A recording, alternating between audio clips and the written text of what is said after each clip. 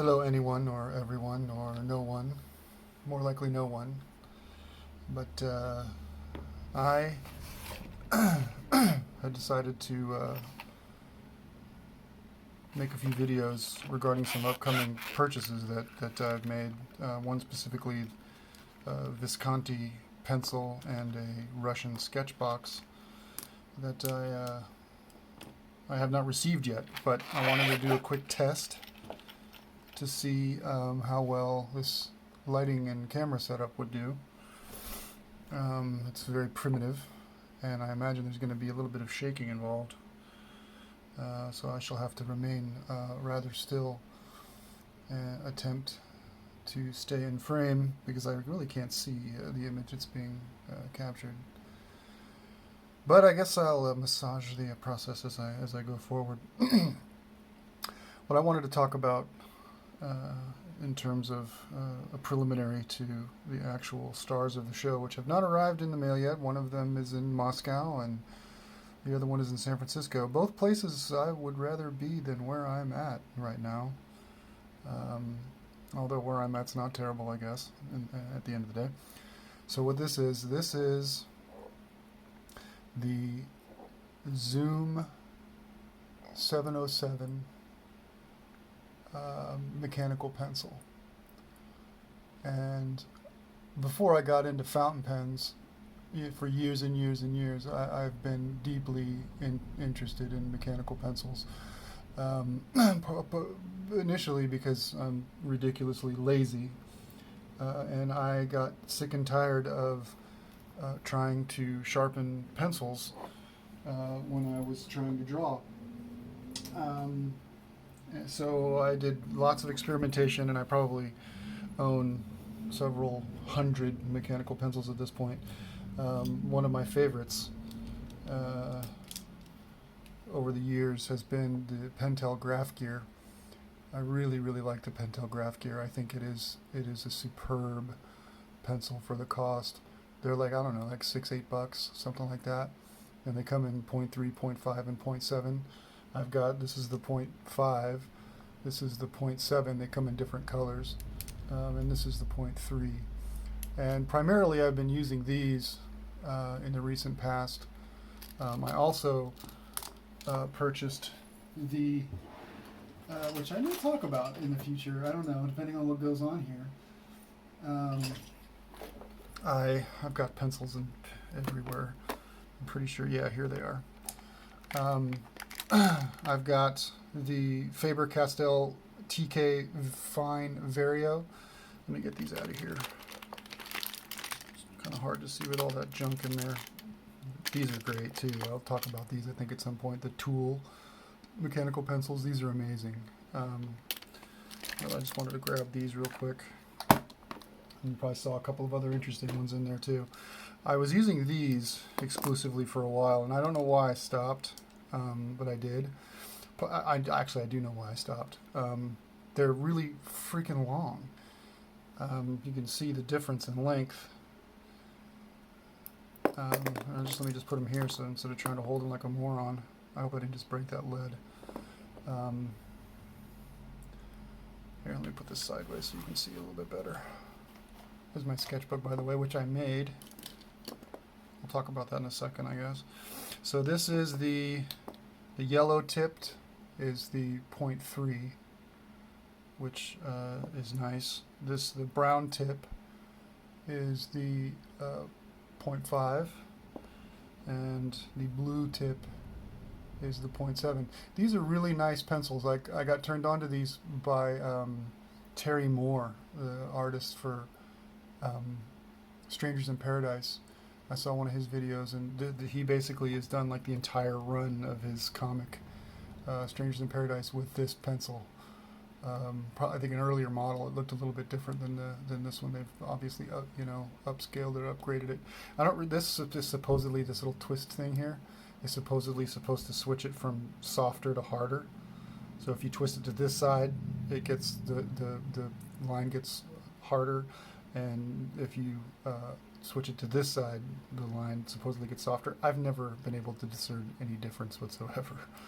Maybe it's just me. It's kind of like those pedals, those two right-hand pedals or left-hand pedals. I can't remember which on the piano, right? The ones, the middle one and I think the one on the left that don't do anything. The only one that does anything is the sustain pedal. I don't know what those other ones are even for. But but yeah, I used those for a long time, and actually then I switched to these before I switched a number of times. These are pretty cool too. These are aircraft aluminum. I don't remember they're WSD pencils, and they've got this little slidey magnet thing that extends the lead. So you unscrew the tip, and then you can extend the lead wherever you want it, and then you lock it back down again, and it won't go anywhere anymore. It's really ingenious, but I never took to them. The leads are just the 2 millimeter. I can't get into it. This is the black one. So my idea was I put a softer lead in the black and a harder lead in the silver, and I couldn't get it functional to where it helped me in any meaningful way. So maybe someday, I don't know. But what I really wanted to talk about is this Tombow. It comes in a bunch of different kinds. I guess the silver body, this one with a red grip, and they're pretty expensive. This one I got for $17 on Amazon, and that was the cheapest I could find it anywhere. You can find this actual pencil on eBay for like $50. But I think it's great. I absolutely love it. I was drawing. I'll show you the drawing I'm working on right now. I was drawing this exclusively with the Pentel graph gear.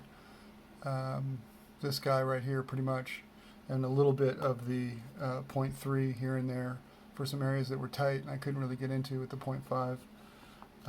But I was having a little trouble. I've had these pencils for so long, and I've bought all kinds of different lead hardnesses, 2Hs, 4Hs, and so I have no idea what's in here, but I suspect it's like a 2H, because I was trying to draw the darks, like in the iris and in the mouth and in his nose, and in the particularly dark sections of the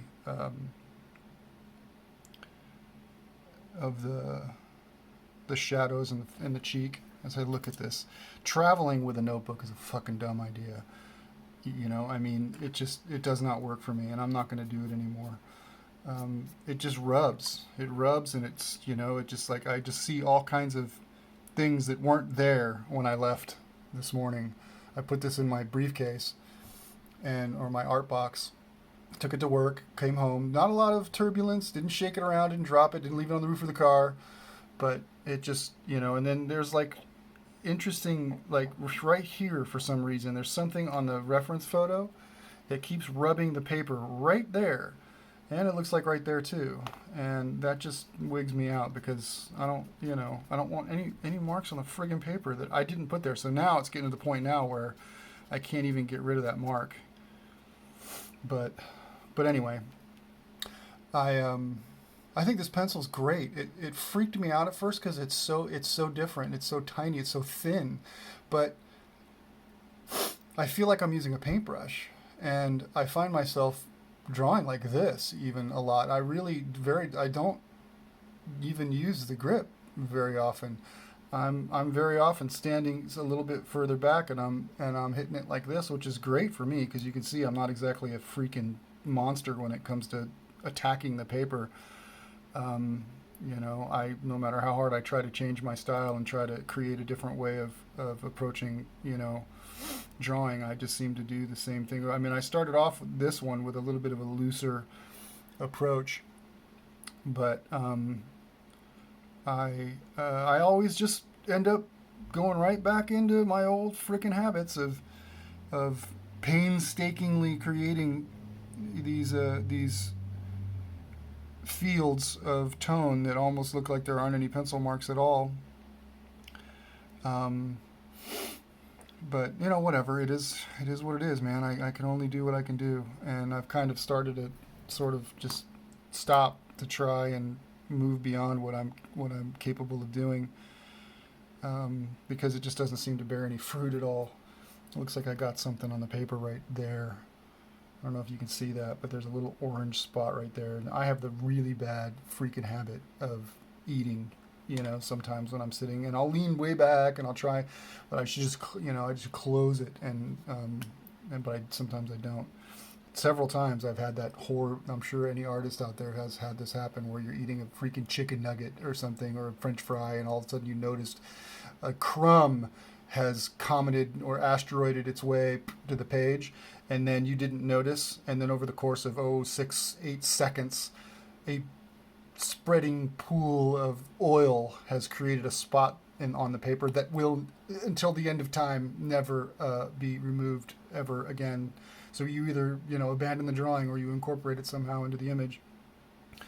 Yeah, I've had that happen several times, and it's a real freaking bummer. But I'm to the point now where I love having this notebook. And again, I made this notebook. I bought this fabric. I bought the board. I sewed the signatures together myself. There's a YouTube video. I can't remember the name of the woman that did it, but I just followed her tutorial, and it worked beautifully. And it's kind of hammered, and I'm a long way from filling it. I've got a couple of things in here that are all largely unfinished. This is the first thing that I started doing, and it's still, you can see it's very rough down here. It's sort of finished up in this area, background completely. And again, you can see here, this is all damage as a result of traveling and the paper rubbing up against, I'm not into it anymore. I'm not traveling with my notebook anymore. I can't do it. And then this was a portrait I did after watching The Invention of Hugo Cabret, or reading The Invention of Hugo Cabret, and then seeing the movie Hugo. George Méliès. I just thought he was a great character, and I thought that was a wonderful photograph. Initially I was gonna incorporate all kinds of images in here, like one of his little fairy people from his films on his shoulder, and his little moon rocket down here. You can see from the photo reference. I tend to do that if I want to draw something I can't really draw from my imagination that well. So I'll usually mock up a photo reference. And Salvador Dali, which I started and just really didn't get very far on. I was trying a different technique here with a much looser style, and I just didn't. I can't do it. It freaks me out. I don't enjoy it. And then I started a picture, which you probably can't even see, but this is my wife's dog with an English gentleman's coat, and I lost the photo reference. Lost it. Can't find it. I fell out somehow and disappeared. So I'm gonna have to try and dig up those photos again and make another photo reference. And then this is Peter Draws. He's my philosophical guru. And I love the man. I think he's one of the most incredible human beings to ever walk the earth. I've drawn him twice now. I sent him the original, the first one I drew, in a letter that I wrote him, which he was very kind enough to highlight on his Instagram. And then he did this really funny video called Hate Mail. And, because I was incredibly over the top complimentary of him, and he read it as if it was hate mail. It was pretty funny. So if you get into Peter Draws, you'll probably stumble across that video at some point. I'm very proud. I'm famous, right? And Peter Draws had me in one of his videos, sort of by proxy, I guess. So anyway, I love this pen. I think it's great. If you like drawing with a pencil, I think you really like this. I do. If you've ever painted too, and I used to paint, I don't anymore because I found it frustrating, and color theory just freaks me out. But it is the Tombow Zoom 707, and I think it's really cool. I love this little rubber tip on here. It's not an eraser. I don't believe it's an eraser anyway. Well, son of a bitch, it's an eraser. It is an eraser. Holy crap, I didn't even know that. It's an eraser. Well, I wouldn't use it as an eraser. I mean, I'm addicted to the kneaded rubber, as you can see. It's very necessary. I mean, I almost draw with this more than I draw with the pencil, unfortunately, because I'm so bad. I can't create. That's why I could never do like those ballpoint portraits and drawings that people do, which I think are so incredible. have to change. I have to, it's basically the page for me is like clay. I have to mold it all over, draw it in a field, erase it, draw it back in. So it takes me so long to do a drawing. But this thing pops off in a really satisfying little way. It's all metal. This little plug, and then in there, is where you put the leads, and you can probably, I can probably just dump a few. There's one. There's three in there. It fits three, which is nice. Really satisfying. I love this little ball on the end. I don't really clip. I don't wear pocket shirts or anything. I wear t-shirts. But I really like that clip. I like it. It sometimes if I hold it and I hold it in between my fingers, it's nice. It's a good ergonomic feel. And this grip, if you were to use it, is different than the metal. This is like it almost feels like titanium. It's probably aluminum. This feels like a vulcanized rubber, like a hard rubber, and it's really nice. I really like it, and the matte finish on here is gorgeous. It's just a great pencil. I was very, very pleased with it, and I look forward to using it to finish this drawing. We'll see how it goes. I got a long way to go, as you can see. I considered taking a darker value pencil and going back in and kind of darkening it up in some areas. I doubt I'll do that. I might do a print of it and then experiment. I wanted to experiment with some color in it too, so I'll probably finish it. I'll scan it, make a print or two, and then goof with it and see where it goes. I was thinking, because his eyes are like a really interesting color and they're very, very intense. I thought if I added some blue, just in the eyes, right, that might cause it to pop, because obviously the eyes are the star of the show in this drawing. To make them pop out even more would be interesting. So we'll see. But again, I've got a long way to go on it. I'll do another video with my progress once I get a little bit further along. And I don't even really know how this is turning out. My lighting situation is kind of odd. I keep creating this because I've got a light over here on this side, and I've got a light on this side, and I've got a light right directly overhead, and the light overhead isn't really very powerful. So it's creating these shadows on the sides, and my hand moves. So I'll get this down, hopefully. We'll see. Anyway, it's been a long video, 17 minutes already. So I will sign off, and we'll see you next time. Bye.